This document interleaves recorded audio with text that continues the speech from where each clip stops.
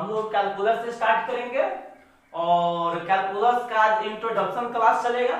Introduction class में हम लोग समझेंगे कि कैलकुलस का डिफिनीशन, कैलकुलस का पार्ट, कैलकुलस में किस किस पार्ट में क्या क्या टॉपिक पढ़ना है उस टॉपिक के बारे में, और यह एग्जाम में किस तरह का क्वेश्चन आएगा, एग्जाम में कितना मार्क्स का पूछा जाएगा, प्लस में इस टॉपिक का रेंज कहां से कहां तक होगा, इस टॉपिक को हम कितना क्लास में खत्म करेंगे, इन सारी बातों का चर्चा हम आज के क्लास में करेंगे। तो आज का जो क्लास होगा वह इंट्रोडक्शन का क्लास होगा, और वह इंट्रोडक्शन किसका रहेगा? कैलकुलस का। किसका रहेगा? कैलकुलस का। ठीक है। और जिस स्टूडेंट को नहीं समझ में आएगा वह स्टूडेंट प्लीज कमेंट करके अपना बताएगा। ठीक है। जहां भी कहीं पे भी किसी भी टॉपिक में या कोई भी स्टेप में अगर कोई प्रॉब्लम होगा तो प्लीज कमेंट करके जरूर बताइएगा। ठीक। ओके, चलिए आइए हम लोग आज स्टार्ट करेंगे। सबसे पहला आज हम लोग जो स्टार्ट करेंगे उस टॉपिक का नाम हो जाएगा कैलकुलस। कैलकुलस आपका बिहार बोर्ड में इसका 44 से 65 नंबर तक का पूछा जाता है। कैलकुलस कितना तक पूछा जाएगा? 44 से 65 नंबर तक। ठीक। देखिए, कैलकुलस को हम लोग हिंदी में बोलते हैं कलन शास्त्र।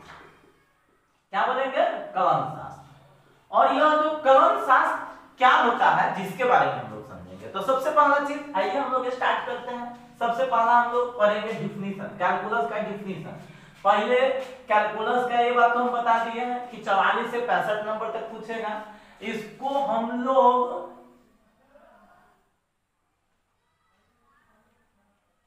90 क्लास में हम इसको क्लियर करेंगे। कितना क्लास में क्लियर करेंगे?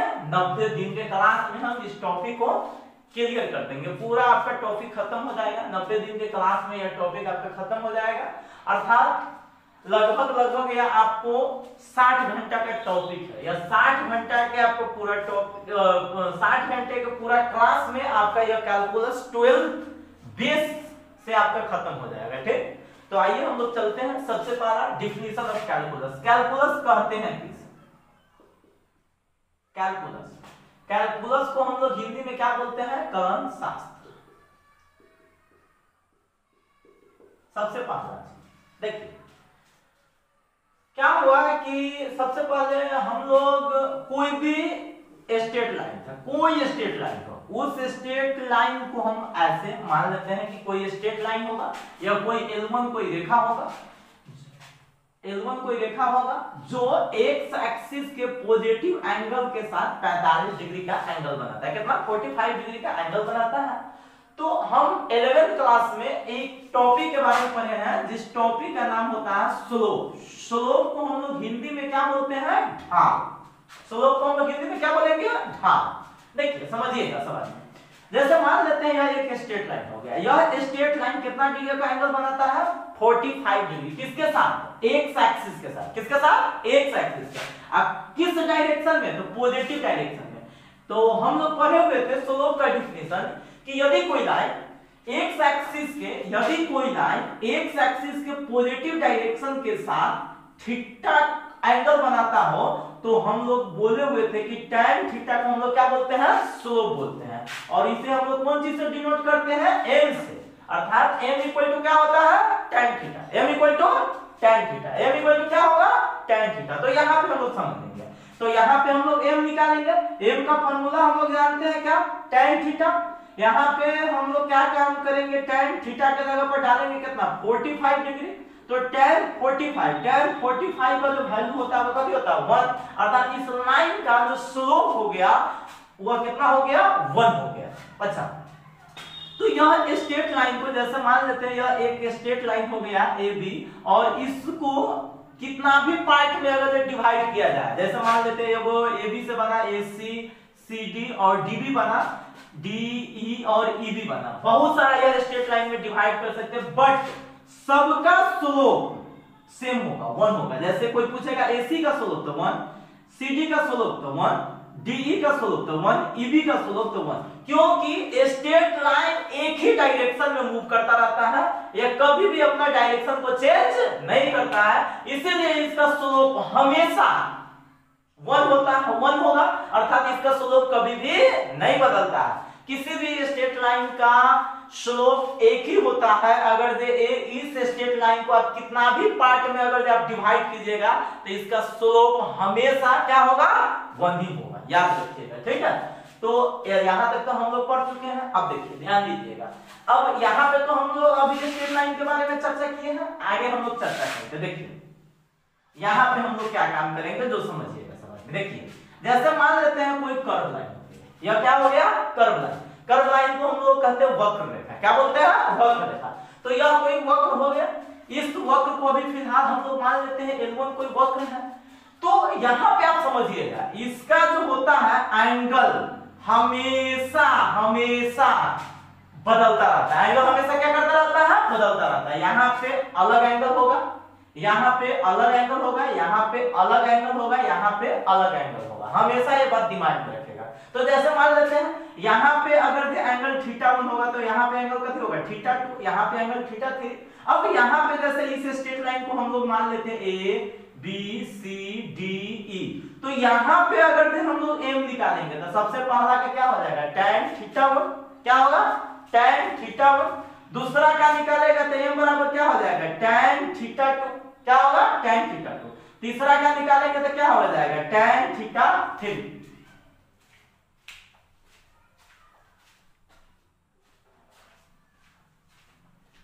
हेलो, हाँ वही आने के लिए फोन किया। ठीक ठीक ठीक है, ठीक है, ठीक।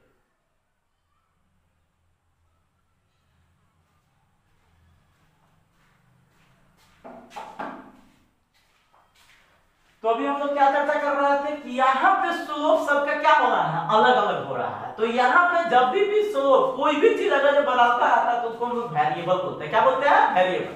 तो यहाँ पे तो स्लोप 1 ही रहता है, हमेशा एक ही रहता है, तो इसे कांस्टेंट कहते हैं। यहाँ पे हमेशा क्या रहता है, बदलता रहता है, इसीलिए इसको क्या बोलते हैं, वेरिएबल बोलते हैं। तो इसका स्लोप हमेशा क्या होता रहता है, बदलता रहता है। तो भाई स्लोप अगर जब बदलेगा, ठीक है, एंगल अगर जब मान लेते बदलेगा तो उसके अनुसार स्लोप भी बदलेगा। तो स्लोप में हम लोग कैसे निकालेंगे, हर एक पॉइंट पर, इस कर्व के सारे पॉइंट पर स्लोप कैसे निकालेंगे, इस चीज को हम लोग निकालने के लिए कौन चीज का प्रयोग करेंगे, कैलकुलस का। किसका प्रयोग करेंगे, कैलकुलस का। तो कैलकुलस में सबसे पहला चीज हम लोग को दिमाग में रखना है कि भाई हम लोग कर्व लाइन का क्या निकालते हैं, स्लोप। क्या निकालते हैं, स्लोप। आइए दूसरा तरफ हम लोग थोड़ा सा ध्यान देते हैं। चलिए देखिएगा, समझिएगा सवाल में। जैसे सबसे पहला चीज आप लोगों को दिमाग में क्या रखना है, देखिए समझिएगा। जैसे हम लोग ऐसा पढ़े होइएगा फिगर, इस फिगर को हम लोग बोलते हैं ट्रायंगल, मतलब त्रिभुज होता है। इसको हम लोग बोलते हैं रेक्टेंगल, मतलब आयत होता है, ठीक है। तो ट्रायंगल हो गया, रेक्टेंगल हो गया, या इसी प्रकार से आप लोग पढ़े होइएगा स्क्वायर। तो इस सारा का एरिया का फॉर्मूला हम लोग पढ़े हुए, अर्थात इसको एरिया हम लोग आसानी तरीका से क्या कर सकते हैं, निकाल सकते हैं। लेकिन होता है क्या, अगर आपको इस तरह का अगर फिगर दे दे और कहेगा इसका एरिया निकालने के लिए, तो परेशानी होगा आप लोगों से, अभी इसका एरिया नहीं निकल पाएगा। तो इसका एरिया भी निकालने के लिए हम लोग कौन चीज का यूज करते हैं, कैलकुलस का। क्या चीज का यूज करते हैं, कैलकुलस। अर्थात समझ लीजिए, कैलकुलस में हम लोग दो तरह का प्रॉब्लम का सॉल्यूशन पढ़ते हैं। दो तरह का प्रॉब्लम हम लोगों को पूरा मैथ में क्रिएट हो जाता है, समझ रहे हैं ना। पहला तो स्लोप निकालने में, और दूसरा प्रॉब्लम हम लोगों को क्रिएट हो जाता है आपको कहते हैं एरिया निकालने में। अर्थात कैलकुलस में हम लोग दो तरह का प्रॉब्लम का सॉल्यूशन हम लोग पढ़ते हैं। तो कोई भी अगर आपसे कैलकुलस पूछे कि व्हाट इज कैलकुलस, तो हम लोग सीधा डायरेक्ट भाषा बोलेंगे कि गणित का वह भाग, क्या बोलिएगा, गणित का वह भाग या गणित का वह शाखा जिसमें कर्व लाइन का स्लोप और एरिया निकालने के बारे में अध्ययन करते हैं, उसे हम लोग क्या कहते हैं, कैलकुलस कहते हैं। उसे हम लोग कलम शास्त्र कहते हैं। गणित का वह भाग, क्या बोलिएगा, गणित का वह शाखा या गणित का वह भाग जिसमें हम लोग वक्र का स्लोप और एरिया निकालने के बारे में अध्ययन करते हैं, तो उसे हम लोग क्या बोलते हैं, कलन शास्त्र। उसे हम लोग कैलकुलस कहते हैं। अर्थात कैलकुलस में हम लोग दो तरह का प्रॉब्लम का सॉल्यूशन पढ़ते हैं तो सबसे पहले चीज आता है कि भाई यह खोज कब किया गया होगा। तो यह आप लोगों को दिमाग में रखना है, यह 17वीं शताब्दी में यह खोज किया गया था। और खोज किसके द्वारा किया गया था? तो न्यूटन, जो न्यूटन साहब थे ना, उन्हीं के द्वारा कैलकुलस का खोज किया गया था। इसमें इसका एक और नाम इसका आता है जिसको हम लोग लेबनिज बोलते हैं। क्या बोलते हैं? लेबनिज। इन्हीं दोनों के द्वारा कैलकुलस का क्या हुआ था? खोज हुआ था। तो आइए हम लोग इस दोनों के बारे में अध्ययन करें। चलिए देखिएगा सवाल, समझिएगा। कैलकुलस का हम लोग डिफिनीशन लिख रहे हैं। द ब्रांच ऑफ मैथमेटिक्स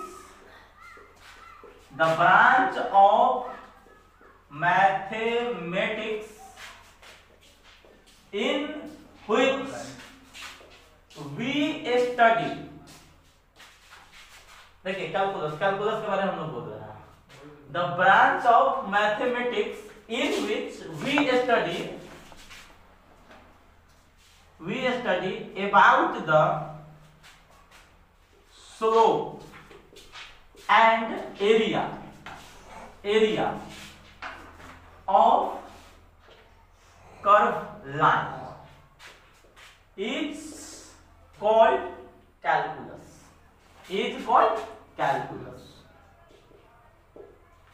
देखिए क्या लिखा हुआ जो समझिए, द ब्रांच ऑफ मैथमेटिक्स। क्या लिखा हुआ है? द ब्रांच ऑफ मैथमेटिक्स मतलब मैथमेटिक्स मतलब गणित, ब्रांच मतलब गणित, शाखा मतलब गणित का वह भाग। इन विच मतलब जिसमें वी स्टडी मतलब हम लोग अध्ययन करते हैं। अबाउट मतलब के बारे में। द स्लोप एंड एरिया मतलब स्लोप मींस होता है ढाल, एरिया मींस कभी होता है क्षेत्रफल। तो ढाल और क्षेत्रफल के बारे में अध्ययन करते हैं। किसका? ऑफ कर्व लाइन मतलब वक्र रेखा का स्लोप और एरिया के बारे में अध्ययन करते हैं। तो इज कॉल्ड कैलकुलस। तो इसे हम लोग कभी करते हैं? कैलकुलस। अर्थात हम लोग लिख सकते हैं, देखिए समझिएगा। गणित का वह शाखा जिसमें हम वक्र के ढाल तथा क्षेत्रफल के बारे में अध्ययन करते हैं तो उसे कलन शास्त्र कहते हैं। तो उसे क्या कहते हैं? कलन शास्त्र। उसे हम कलन शास्त्र कहते हैं। देखिए समझिएगा यहाँ पे। तो यहाँ पे हम क्या बोले हैं? सबसे पहला चीज कि कैलकुलस में हम लोग दो चीज का अध्ययन करते हैं, एक ढाल और एक क्षेत्रफल। पहला तो ढाल अध्ययन करेंगे और दूसरा क्षेत्रफल। अर्थात हम लोग पहला जो स्टडी करेंगे स्लोप के बारे में स्टडी करेंगे और दूसरा किसके बारे में स्टडी करेंगे? क्षेत्रफल के बारे में। इसीलिए कैलकुलस आपका दो पार्ट में डिवाइड होता है। कैलकुलस का कितना पार्ट होता है? दो पार्ट। तो याद रखिएगा। टाइप्स ऑफ कैलकुलस, इसको हम लोग बोलेंगे कलन शास्त्र के प्रकार। देखिए ध्यान दीजिएगा, हम क्या बोले हैं? दो प्रकार के। पहला को हम लोग बोलेंगे डिफरेंशियल कैलकुलस। क्या बोलेंगे? Differential calculus. क्या बोलेंगे पहला को? Differential calculus. इसको हम लोग बोलते हैं अवकल। क्या बोलिएगा? अवकल कलन शास्त्र। अवकल कलन शास्त्र।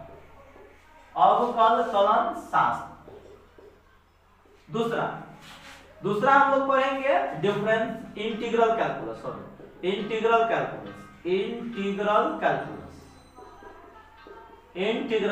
पहला को बोलेंगे डिफरेंशियल कैलकुलस, दूसरा क्या बोलेंगे? Integral calculus. इसको हम बोलते हैं समाकल कलन शास्त्र।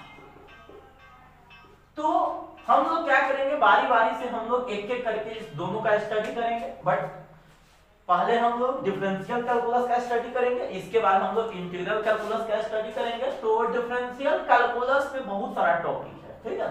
तो आपको हर एक टॉपिक का एक एक करके आप स्टडी कीजिएगा। तो सबसे पहले आज हम लोग आपको बताते हैं डिफरेंशियल कैलकुलस के बारे में। किसके बारे में? Differential calculus. आइए डिफरेंशियल कैलकुलस के बारे में बताते हैं।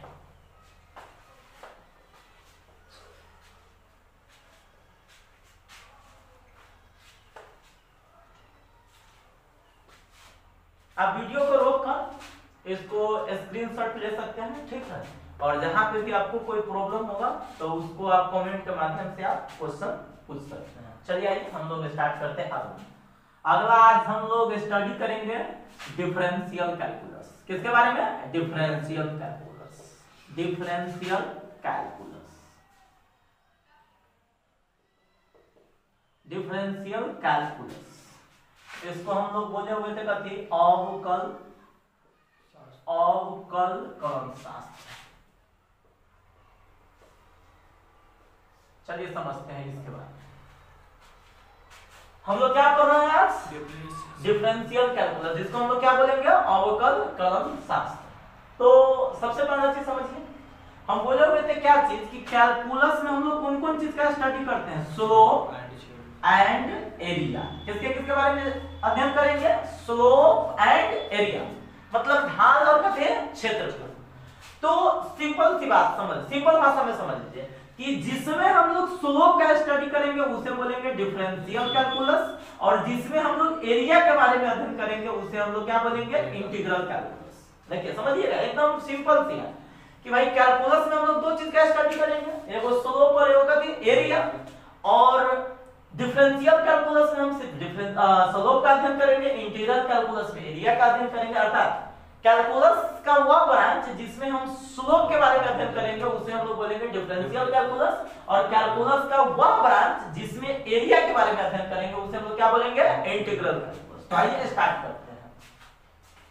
देखिए कोई अगर आपसे पूछेगा डिफरेंशियल कैलकुलस किसे कहते हैं तो बोलिएगा कैलकुलस का वह भाग या कैलकुलस का वह ब्रांच जिसमें हम लोग स्लोप के बारे में अध्ययन करते हैं। किसके बारे में? स्लोप के बारे में अध्ययन करते हैं, तो उसे हम लोग क्या बोलते हैं? Differential calculus. आइए थोड़ा सा हम डिफिनेशन लिख देते हैं।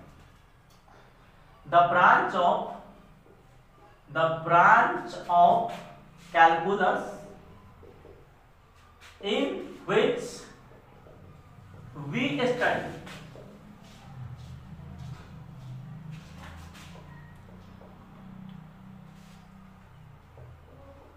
about the slope of curve line.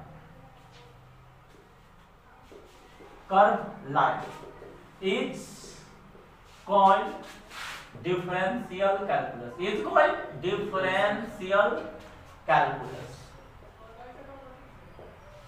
कहने का मतलब हो गया, देखिए द ब्रांच ऑफ कैलकुलस मतलब कैलकुलस का वह भाग या कैलकुलस का वह शाखा, इन विच मतलब जिसमें, वी स्टडी मतलब हम लोग अध्ययन करते हैं, अबाउट मतलब के बारे में, द स्लोप ऑफ कर्व मतलब कर्व लाइन के स्लोप के बारे में अध्ययन करते हैं, तो उसे हम लोग क्या बोलेंगे? Differential calculus. क्या बोलेंगे? Differential calculus. लिख देते हैं, हिंदी में भी लिखिए देते हैं। कलन शास्त्र का वह भाग या वह शाखा जिसमें हम वक्र रेखा के ढाल के बारे में अध्ययन करते हैं, तो उससे डिफरेंशियल कैलकुलस करते हैं। तो उसे डिफरेंशियल कैलकुलस कहते हैं। ठीक, अब देखिए डिफरेंशियल कैलकुलस में भी बहुत सारा हमको टॉपिक पढ़ना है, उस टॉपिक के बारे में आपको समझना है। देखिए समझिए, topics of differential calculus. Differential calculus, देखिए डिफरेंशियल कैलकुलस में हमको कौन कौन टॉपिक पढ़ना है जिसके बारे में बताना है, समझिएगा। पहला हम लोग पढ़ेंगे कंटिन्यूटी। क्या पढ़ेंगे? कंटिन्यूटी। दूसरा टॉपिक कंटिन्यूटी को हम लोग हिंदी में बोलते हैं सातत्य। क्या बोलते हैं? सातत्य। सातत्य दूसरा टॉपिक हम लोग पढ़ेंगे। दूसरा टॉपिक पढ़ेंगे डिफरेंशियबिलिटी। डिफरेंशिएबिलिटी दूसरा टॉपिक हम लोग क्या पढ़ेंगे? डिफरेंशियबिलिटी। इसको हम लोग हिंदी में बोलते हैं अवकलनीयता। क्या बोलेंगे? अवकलनीयता। और तीसरा टॉपिक हम लोग पढ़ेंगे डिफरेंशिएशन। क्या पढ़ेंगे? डिफरेंशिएशन। डिफरेंशिएशन डिफरेंशिएशन को हम लोग हिंदी में बोलते हैं अवकलन। क्या बोलेंगे? अवकलन।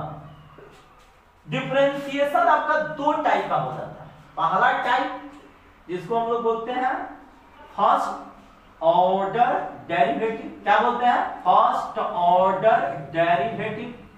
और दूसरा जो होता है उसको हम लोग बोलते हैं सेकेंड ऑर्डर डेरिवेटिव। क्या बोलेंगे? एक फर्स्ट ऑर्डर डेरिवेटिव, दूसरा सेकेंड ऑर्डर डेरिवेटिव। इसको हम लोग बोलेंगे प्रथम कोटि का अवकलज। प्रथम कोटि का अवकलज इसको क्या बोलेंगे? द्वितीय कोटि का अवकलज। इसको क्या बोलेंगे? प्रथम कोटि का अवकलज। इसको क्या बोलेंगे? द्वितीय कोटि का अवकलज। तो आज का क्लास हम लोग यहाँ पे स्टॉप करते हैं। ठीक है, अगला क्लास में हम आपको स्टार्ट करेंगे डिफरेंशियबिलिटी से। क्या से? डिफरेंशियल कैलकुलस से। और डिफरेंशियल कैलकुलस में भी हम लोग स्टार्ट करेंगे कहां से? डिफरेंशिएशन से। और डिफरेंशिएशन खत्म हो जाने के बाद तब हम आपको बताएंगे कंटिन्यूटी और तब बताएंगे क्या? डिफरेंशियबिलिटी। तो कल हम लोग स्टार्ट करेंगे, कल के टॉपिक में हम लोग स्टार्ट करेंगे क्या चीज? डिफरेंशिएशन।